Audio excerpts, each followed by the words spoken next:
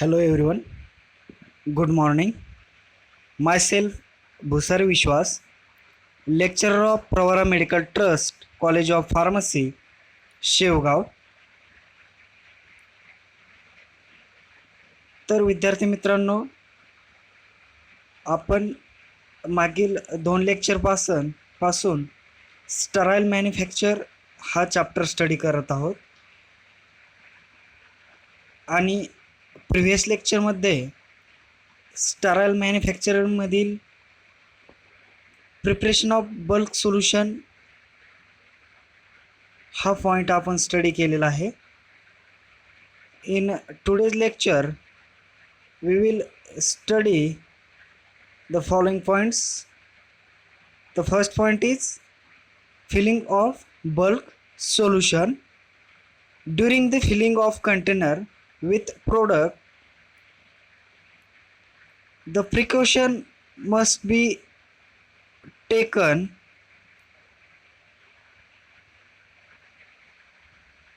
to prevent the contamination. Since the product get exposed to environment, equipment and the operator until it's sealed in the dose container. Hence, the operation should be carried out in the aseptic filling area where the maximum protection is provided by HEPA filter laminar flow air. The liquids products are radially subdivided uniformly and introduced into a container having a narrow mouth than solid product. During the filling, the liquid product comes intimate contact with the parts of machine. Hence, this must be constructed of non-reactive metal such as borosilicate glass or stainless steel. This part should be removed easily, cleaning and sterilizing. The filling of small number of container, hypodermic syringe and needle is used. Operated instrument use a motor so that much faster filling rate can be achieved.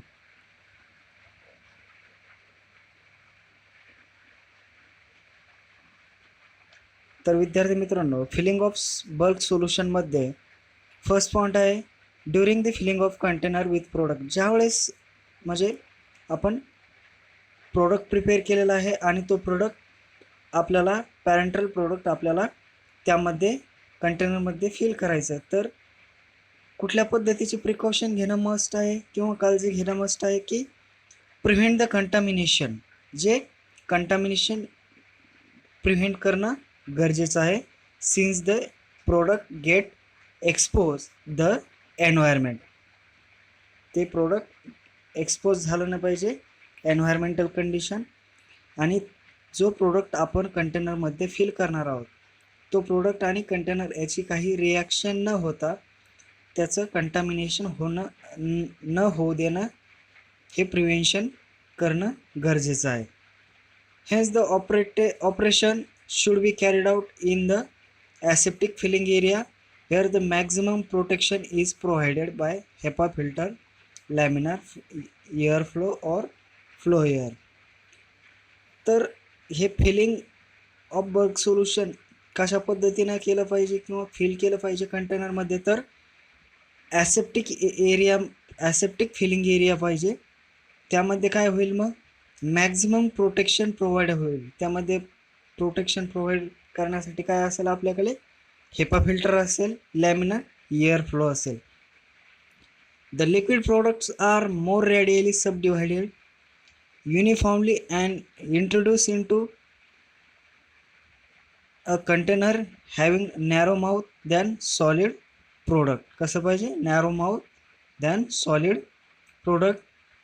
During the filling of liquid product comes in intimate contact with the parts of machine.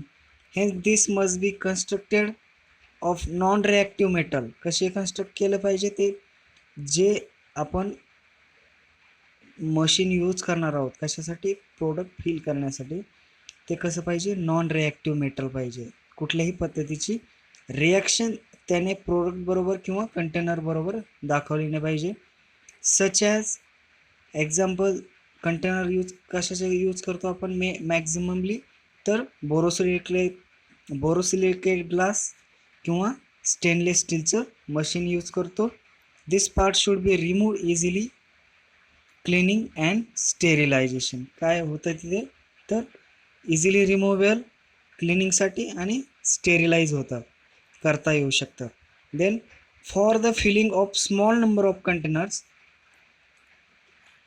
हायपोडर्मिक syringe and needle is use. जे small number of container आपण fill करणार आहोत त्यासाठी काय use केलं पाहिजे, तर हायपोडर्मिक syringe use केली पाहिजे, त्याचबरोबर निडल यूज केली पाहिजे. Then for large volume solution, the high speed filter use bottle as measuring device transferring the bulk solution to the individual containers. जर आपल्याला लार्ज व्हॉल्यूम सोल्युशन फिल करायचं असेल तर काय पाहिजे, high speed filter use bottle पाहिजे as the measuring device, त्याचबरोबर transferring the bulk solution to individual container. Next point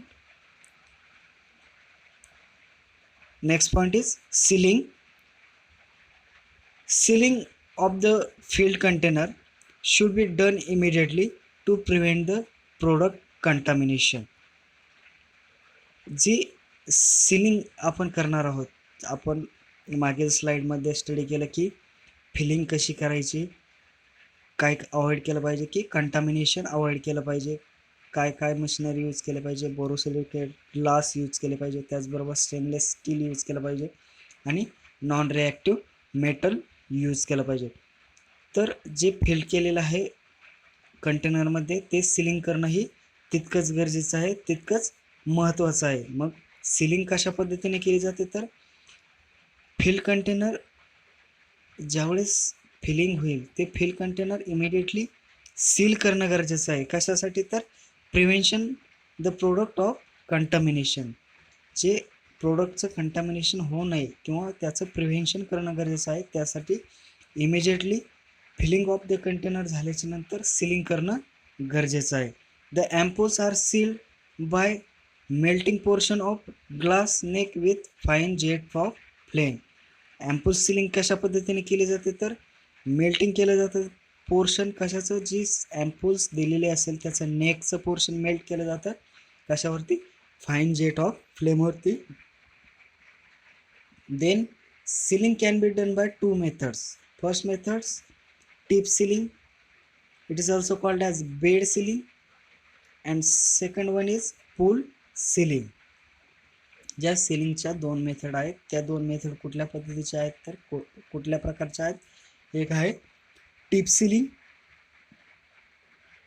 आणि दुसरी आहे पूल सीलिंग. टिप सीलिंगलाच आपण काय म्हणतो, बेड सीलिंग. नेक्स्ट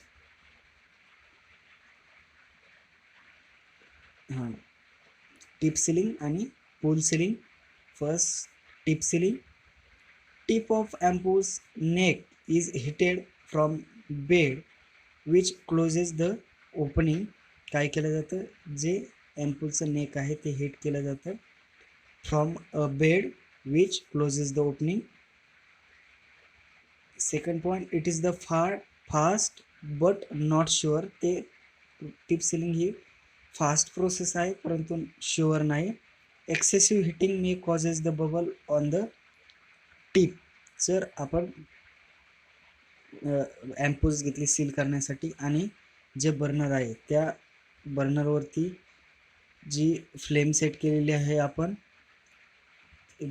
त्या फ्लेमवरती आपण अँपूलचं नेक धरलं आणि ते हिट केलं तर एक्सेसिव्ह हिटिंग झाल्याच्या नंतर बबल येण्याचे चान्सेस असतात त्या टिपला. त्यामुळे it is a fast process but not sure process. In pool sealing, the little below the ampoule's neck is heated काय केलं जातं, जे ॲम्पूल्स आहे त्याच्या लिटल बिलोचं जे नेक आहे तिथे हिट केलं जातं. The capillary tube thus form twisted close. Then it is a slower process but more sure. Slower आहे परंतु शुअर प्रोसेस आहे. Then next one, evaluation parameter. It is a very important point in this chapter. Evaluation parameters of the parentrals or evaluation of parentrals. Parentralचं evaluationच्या method कुठल्या कुठल्या आहेत तर first method आहे sterility test, second pyrogen test, third leaker test आणि fourth one clarity test. Sterility test. In the sterility test, the sterility test does not signify that product is sterile but indicates the probable sterility of batch of product. The IP describes this test. Sterility test काय सिग्निफाय करत नाही तर that product, हा product sterile आहे की that product is sterile but it indicates, परंतु ती काय इंडिकेट करते, ती द प्रोबॅबल स्टेरिलिटी इंडिकेट करते. कशाची, प्रोडक्टची. आणि ती टेस्ट कुठे डिस्क्राईब केलेली आहे तर द IP डिस्क्राईब्स दिस टेस्ट. मग ती ॲक्च्युअल टेस्ट काय आहे तर the product to be tested is transferred aseptically in sterile nutrient and incubated for specific period of time at an optimum temperature. If living microbes are present, the growth takes place on the media, and if absent, then no growth is observe on the media. ज्या प्रकारे आपण पाहिलं की sterility taste काय indicate, काय सिग्निफाय करत नाही की प्रोडक्ट इज स्टराईल आहे की नाही, बट काय इंडिकेट करते तर स्टेरिलिटी ऑफ प्रोडक्ट. देन काय केलं जातं, जे प्रोडक्ट आहेत टेस्ट करण्यासाठी तो ट्रान्सफर केला जातो aseptically in sterile nutrient and incubate केला जातो, त्याचा स्पेसिफिक टाईम असेल इन्क्युबेशन पिरियडचा, त्याच्या ऑप्टिमम टेम्परेचरला, जे टेम्परेचर असेल त्याला इन्क्युबेशन केलं जातं. जर लिव्हिंग मायक्रोब्स प्रेझेंट असेल तर growth take place on media, growth होते. आणि ॲबसेंट असेल तर no growth observe in media, त्याची ग्रोथ ऑब्झर्व होत नाही. The test should be carried out under the aseptic condition. ही जी स्टेरिलिटी टेस्ट आहे ती कुठल्या कंडिशनमध्ये कॅरीड आउट केली जाते तर ॲसेप्टिक कंडिशनमध्ये कॅरीड आउट केली जाते. The product containing bacteriostatic agent may be gives false negative test. कुठे निगेटिव्ह येते तर bacteriostatic agent may gives false negative test. Hence such product is diluted to a make bacteriostatic agent ineffective. Then this test carried out. The product containing antimicrobial drugs, example of antimicrobial drugs penicillin, sulfa drug, have to be tested in presence of antagonistic materials. Example of antagonistic material penicillin in presence of penicillins and sulfa drugs with PABA, para-amino benzoic acid. PABA means para-amino benzoic acid. The next test, pyrogen test. In that pyrogen test, the pyrogen are metabolic product of living or dead microorganism which causes an increase in body temperature after the injection. जे pyrogen taste आहे, जे pyrogen आहे हा काय एक metabolic product आहे living किंवा dead micro organism, तो काय कॉज करतो, जो मायक्रो ऑर्गॅनिझम आहे विच कॉजेस, काय कॉज करतं ते, तर ज्यावेळेस इंजेक्ट करतात आपल्या बॉडीमध्ये किंवा इंजेक्ट करतात त्यावेळेस increase the body temperature after the injection. Pyrogens are metabolic product of living or dead micro organism which causes, काय कॉजेस करतात तर increase in body temperature after the injection. The USP pyrogen test requires healthy mature rabbits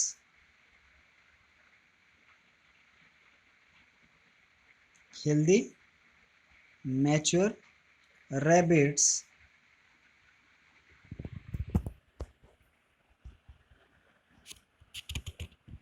are test animal to determine the absence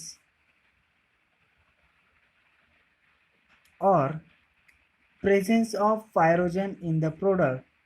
3 rabbits are used and receive 10 ml of test solution per kg of body weight by injection into an ear vein, completing the injection within 10 minutes.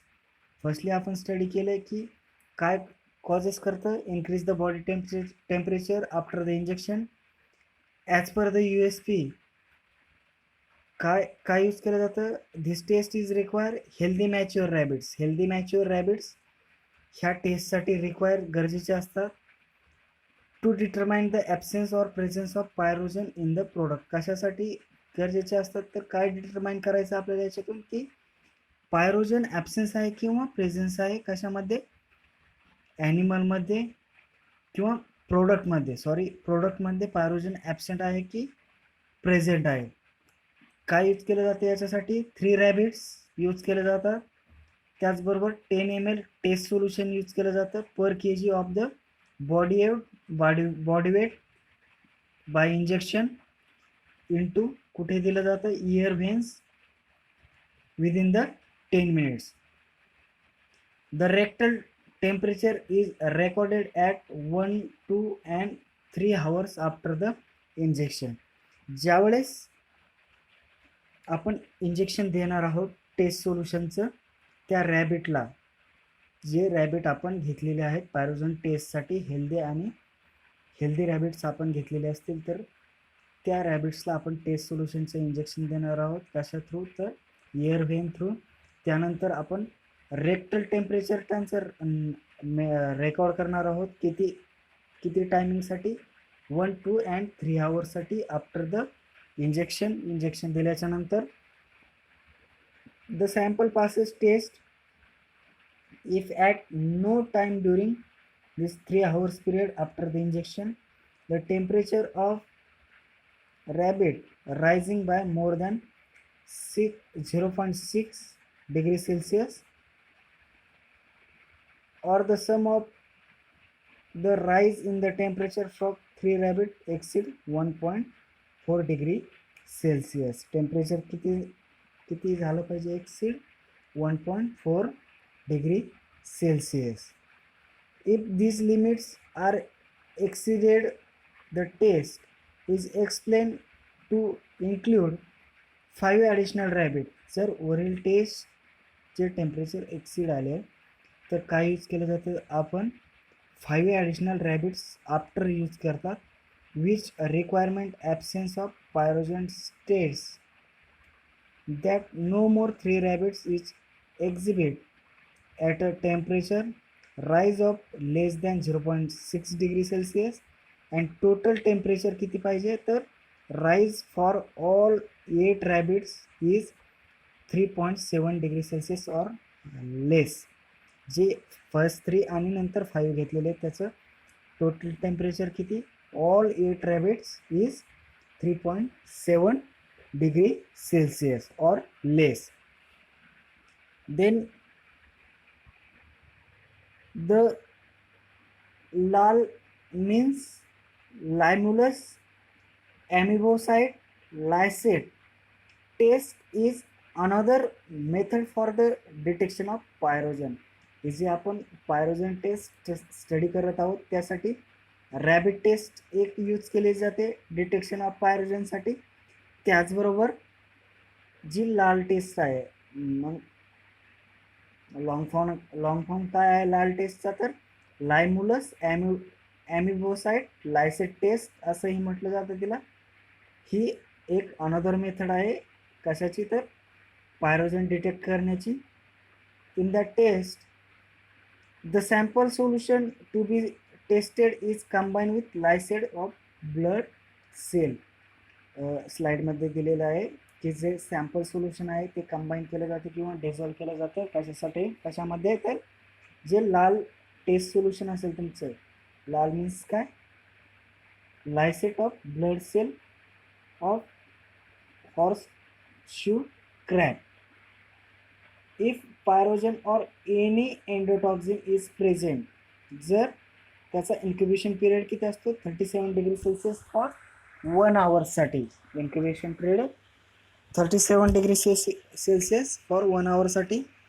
जर त्यामध्ये काही pyrogen किंवा एंडोटॉक्झिन जर present असतील कशामध्ये, सॅम्पलमध्ये, तर काय आढळतं आपल्याला, we get conjugated with protein of blood the cells and result काय भेटतं त्याचं, in the formation of gel. काय होतं त्याचं, फॉर्मेशन ऑफ जेल. कशामुळे फॉर्मेशन होतं, तर त्यामध्ये काही endotoxin, it indicate presence of endotoxin from gram negative bacteria. त्यामध्ये जर काही एंडोटॉक्झिन प्रेझेंट असतील तर त्यामुळे जेल फॉर्मेशन होते. द नेक्स्ट टेस्ट आहे leaker test. In that leaker test it is performed by producing a negative pressure within an incompletely sealed ampules while the ampules is entirely submerged in deep color dye solution. A 1% methylene blue solution is usually employed. After the releasing vacuum, the color dye solution enter the incompletely sealed ampules. Another test is frequently employed is to simplify autoclave the ampoules in a dye bath.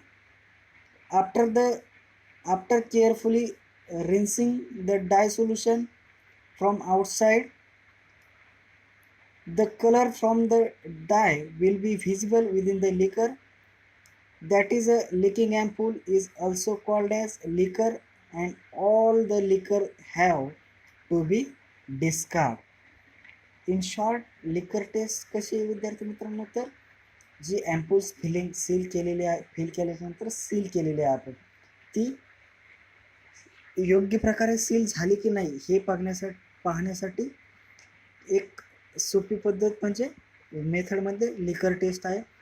In शॉर्टमध्ये काय आहे, तर seal झालेली ॲम्पूल्स घ्यायची, त्यानंतर A1% methylene blue solution घ्यायचं आणि त्या मिथिलीन ब्ल्यू सोल्युशनमध्ये आपली जी ॲम्पूल्स असेल सील केलेली ती डीप करायची. ती डीप केल्याच्या नंतर काही वेळेनंतर ती परत त्या सोल्युशनमधून बाहेर काढायची आणि त्या सोल्युशनमधून ती बाहेर काढल्याच्या नंतर जर ती लीक असेल तर ॲटोमॅटिकली जे coloured solution blue coloured solution असेल ते ॲटोमॅटिकली कुठे एंटर होईल, त्या ॲम्पूल्समध्ये एंटर होईल आणि एंटर झाल्यामुळे आपल्याला लगेच त्याचा कलर चेंज जाणवेल. त्यामुळे आपल्याला लगेच समजेल की ही ॲम्पूल्स लीक आहे.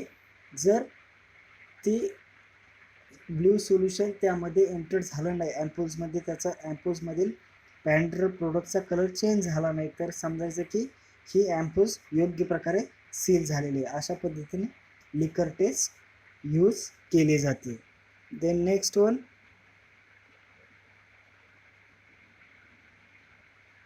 clarity test. In that clarity test, the presence of particle in solution particularly if injected intravenously, is harmful.